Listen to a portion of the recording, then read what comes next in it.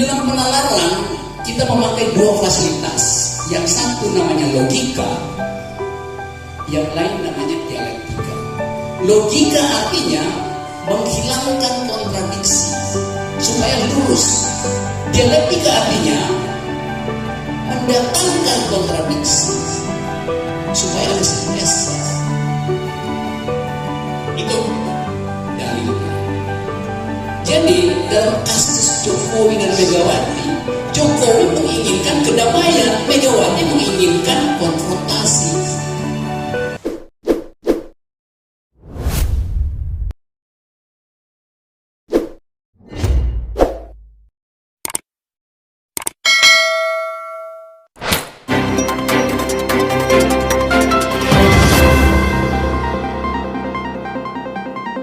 Audio Jungle.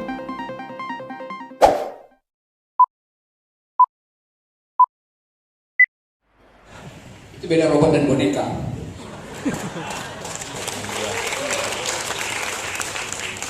Jadi saudara-saudara, ya, ada yang mau interupsi sedikit?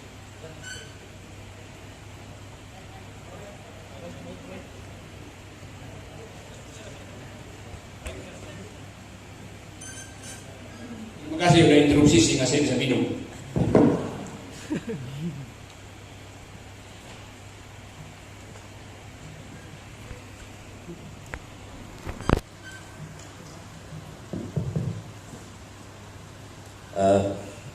Baik, terima kasih. Bapak Rocky Gerung. Bisa perkenalkan diri dulu, Pak? Nama saya Alidin. Kebetulan saya dari NTT. Alumni mahasiswa sudah lama, sudah jadi kami mewakili orang tua. Kalau pekerjaan kebetulan lagi nganggur. Ini kok menghadapi Rocky Gerung gugup jadinya. Saya tarik nafas dulu, Bang Rocky. Jadi saya kira semua tahu bahwa Bang Rocky ini adalah orang yang sangat kritis dan banyak yang mengidolakan, apalagi zaman milenial ini. Banyak yang mengidolakan dan banyak yang tersakiti gitu. Nah, saya coba menanggapi sedikit yang diterangkan. Sekaligus saya tidak tahu kalau saya dulu, Pak. Tapi setelah ada nama Rocky Gerung, saya mencoba memaksakan datang di sini untuk mengukur kedunguan saya. Nah, apalagi tadi menjelaskan tentang wanita, Pak lebih mengenal wanita daripada kami. Padahal jatah kami sebagai orang Islam itu kuotanya 4, Pak, sudah full. Tapi Bapak lebih sampai rahim pun dia bisa jelaskan. Nah, pertanyaannya, Pak, Bapak ini sudah pernah lihat rahim belum? Dan saya sarankan Bang Rocky ini kebetulan juga dia kan orang Manado. Jadi kalau saya melihat menerawan, kebetulan saya juga lama di Manado. Karena terlalu banyak makan cabai, jadi semuanya itu dia tidak pedas. Kalau ngomong itu biasa kalau di sana. Mungkin tapi kalau di luar daripada Manado, ya memang ini agak menusuk. Khususnya ya kalau saya lihat di ILC ini wanita gemuk-gemuk satu ini itu sangat sakit hatinya.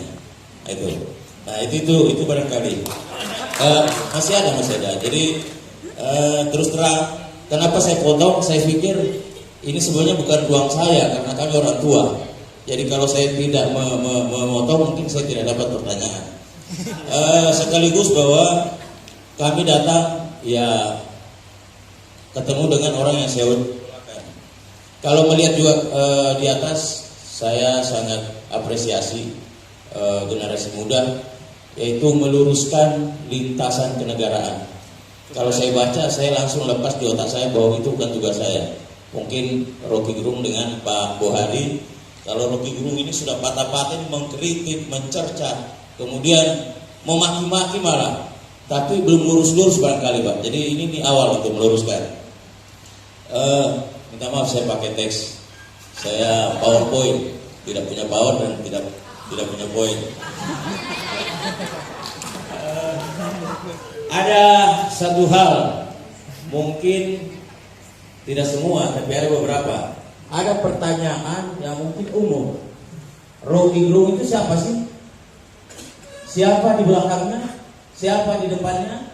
Kemudian siapa di atasnya? Siapa di bawahnya? Malah kadang-kadang bertanya siapa yang di perutnya gitu loh.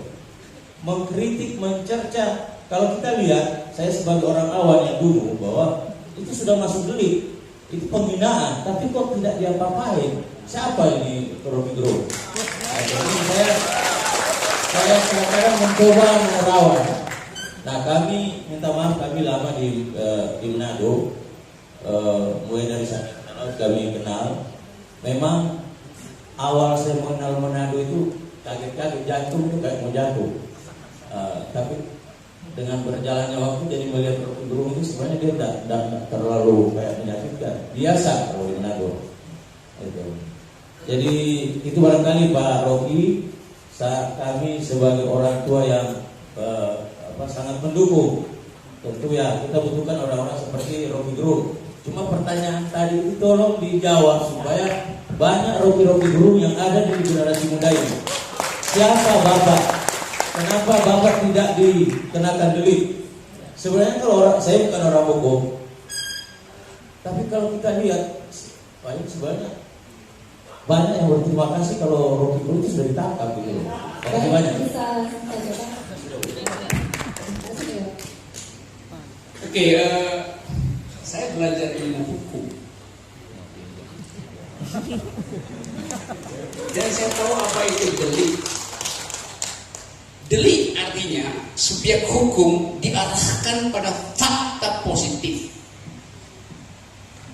Nullum delictum nulla puna sine lege, itu doktrinnya.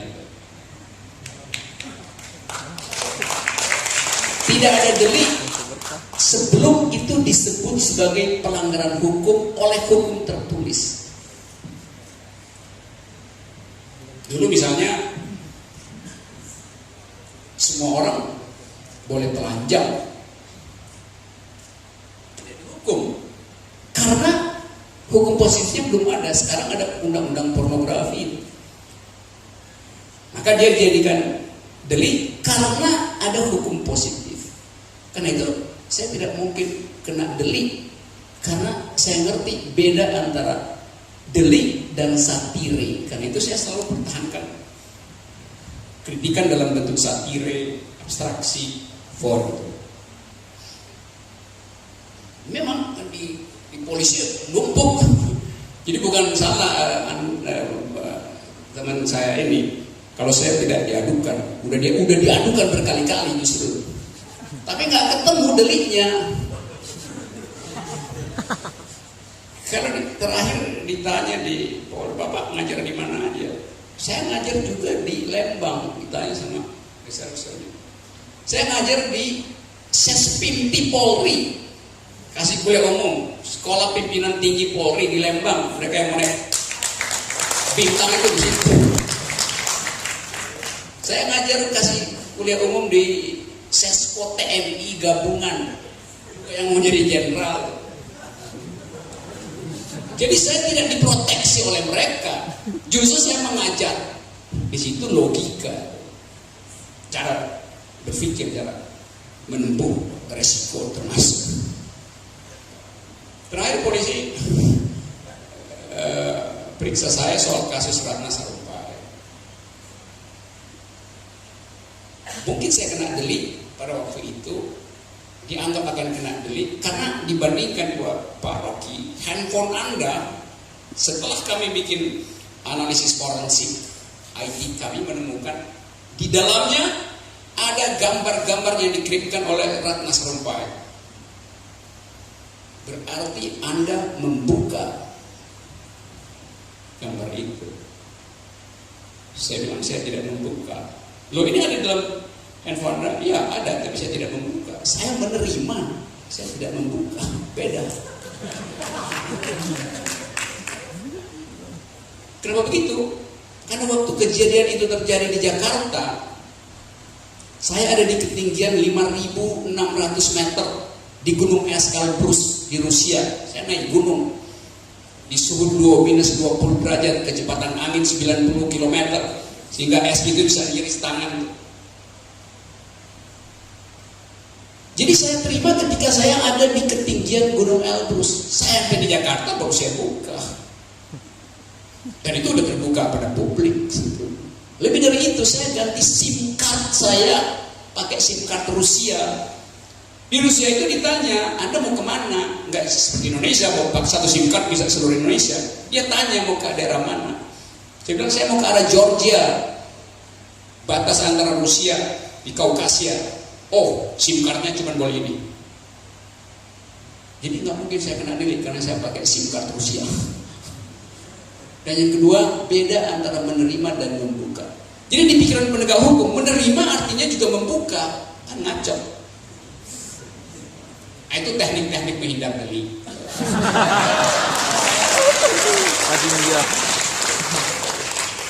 Hobi saya sebetulnya bukan politik. Hobi saya itu mendaki gunung. Sebulan kalau saya nggak naik gunung, saya pasti gelisah. Ada orang yang gelisah karena elektabilitasnya turun terus.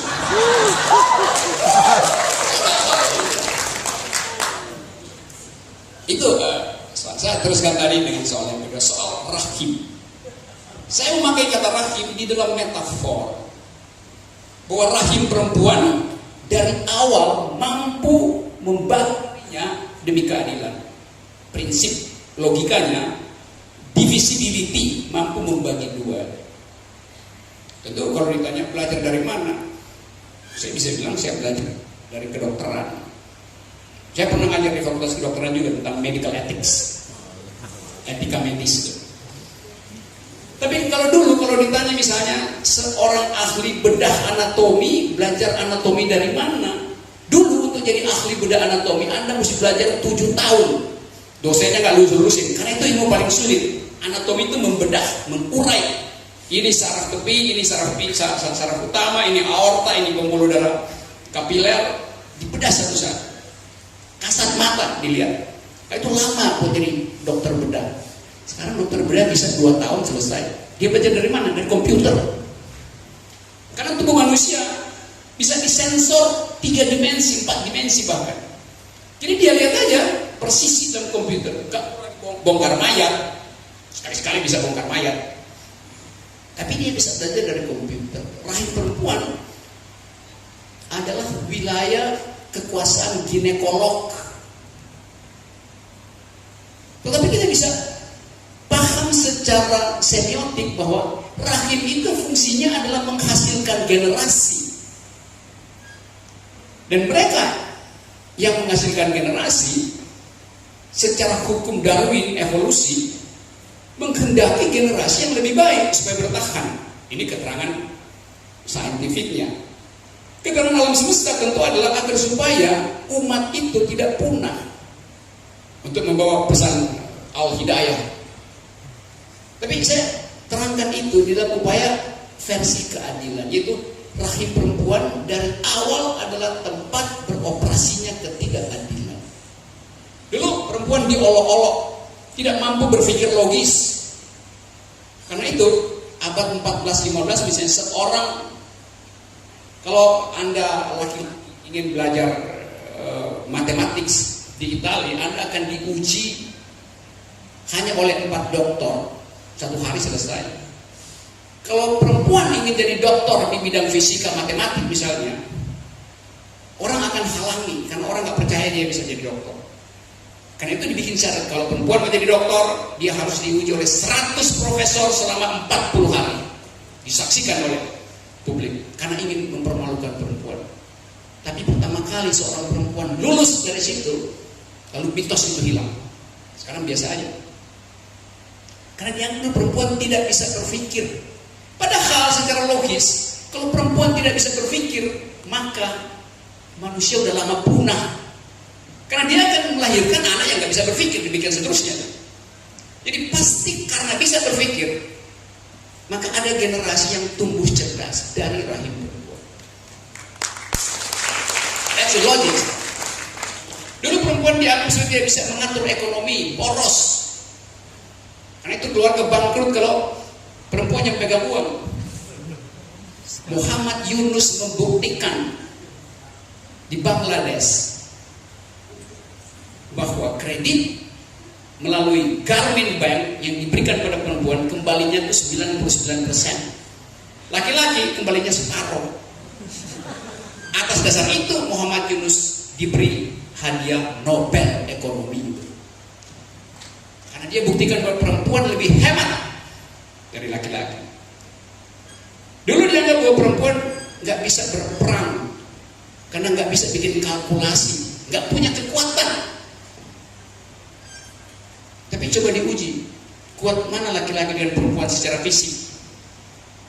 Kalau seorang laki-laki menstruasi hari ini, hari pertama dia langsung pingsan. Dia nggak tahan lihat darah, dia nggak mampu menahan rasa sakit kram. Karena alam tidak memfasilitasi dia dengan kemampuan bertahan hidup. Kalau seorang laki-laki melahirkan, bukaan kedua meninggal dia. Karena alam tidak memfasilitasi laki-laki dengan panggul yang lebih besar. Itu dalilnya. Kalau perang, perempuan masih kalah dengan laki-laki. Sekarang perang itu bukan perang bawa senjata, perang pakai computer edit war. Sehingga cuma perlu kalkulasi, masukin semua parameter, go nuklir. Kalau saya misalnya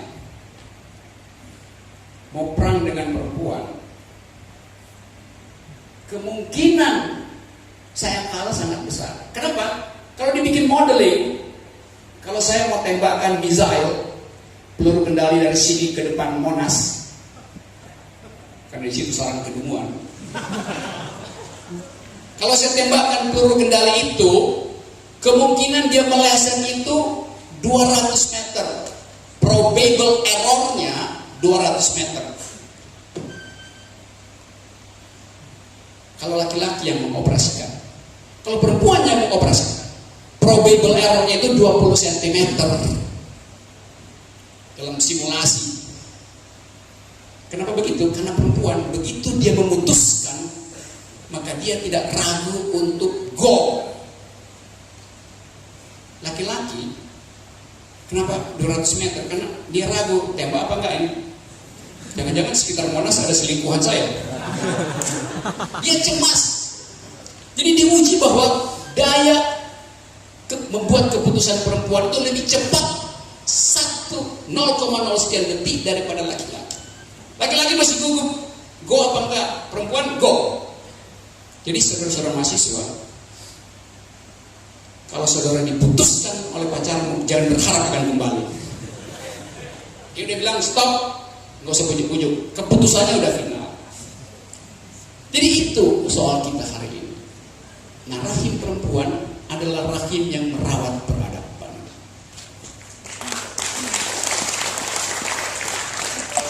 Karena itu lagi di dalam riset mutakhir tentang kecerdasan anak itu datang dari ibunya, bukan dari bapaknya. Jadi kalau anak saudara cerdas, pasti dari ibunya. Bapaknya cerdas nggak? Kalau bapaknya cerdas, datang dari neneknya. Logikanya begitu. Karena tadi perempuan lah yang mempertahankan hidup. Nutrisi pertama dari anak itu datang dari supply vitamin, supply karbohidrat, supply zat besi ke rahim ibunya. Jadi masuk akal kalau generasi itu dihasilkan oleh keadilan di dalam rahim perempuan. Nah, itu saya katakan tadi, kalau situasi ekonomi buruk, yang pertama kali merasakan ketidakadilan adalah rahim perempuan. Hak untuk memperoleh susu tidak lagi, karena APBN dipakai untuk beli aspal. Jadi kalau susu trade off jadi aspal, itu penghinaan terhadap potensi menghasilkan kecerdasan dari rahim perempuan. Itu mudah sekali logikanya. Nah, karena itu sekarang kita masuk di dalam dunia yang baru yang bicara tentang gender equality, bicara tentang mother earth. Terus sekarang ada ikut seminar di luar negeri, orang nggak tanya do you speak English, do you speak French, do you speak Manadonese, do you speak Bugis. Orang tanya do you speak gender equality, do you speak feminism, do you speak environmental ethics. Anda bisa terangkan saya fungsi ibu bumi, karena krisisnya ada di situ hari-hari ini. Jadi krisis di tingkat planetaria krisis, etikanya juga begitu. Itu yang menandakan kenapa orang sekarang berupaya untuk kabur dari bumi, cari planet lain yang mirip bumi. Jadi meninggalkan ibunya yang dirusak oleh peradaban material. Nah, saudara-saudara, sangat mungkin bahwa masalah-masalah itu jauh dari pikiran para kandidat, karena kandidat terperosok di dalam upaya untuk lompat lebih tinggi elektabilitasnya, terperosok bicara tentang statistik setiap hari, tapi isinya adalah pembodohan. Karena itu saya harus kasih kritik. Jadi kalau tanya siapa yang bela saya, siapa di belakang saya? Di belakang saya adalah metode kritik. Saya kasih contoh cepat-cepat lagi soal statistik. Pemerintah terus mengatakan bahwa tidak terjadi disparitas sosial, tidak terjadi kesenjangan sosial. Buktinya apa? Indeks Gininya turun dari 0,41 ke 0,37. Ya benar, indeks Gininya turun. Tapi saya terangkan tadi, berpikir kritis artinya think the unthinkable, pikirkan yang tidak dipikirkan. Sekarang kita bongkar apa sih itu indeks Gini itu. Orang yang belajar ekonomi 1 semester aja tahu bahwa Gini rasio itu menghitung disparitas pengeluaran per orang, expenditure yang dia belanjakan, bukan yang dia peroleh. Contohnya saya hobinya naik gunung, kan itu saya nggak mau badan saya gemuk, maka saya hanya makan buah setiap hari. Kecuali tadi saya makan buras, karena mau ceramah di sini, bukan naik gunung. Jadi kalau saya makan buah, saya makan pisang 2 buah misalnya, pisang 2 ya, pisang mesti 2, 1 nggak cukup. Kalau saya makan pisang, saya cuma keluar 1 pisang Ambon di Jakarta tuh 5.000, 2 tuh 10.000. Konsumsi saya 10.000 sehari, expenditure saya 10.000. Mahasiswa tadi yang jemput saya, si Mul tadi, dia juga makannya cuma 10.000 per hari, karena dia makan kenyang pagi hari 5.000, terus 5.000 lagi dia beli promah.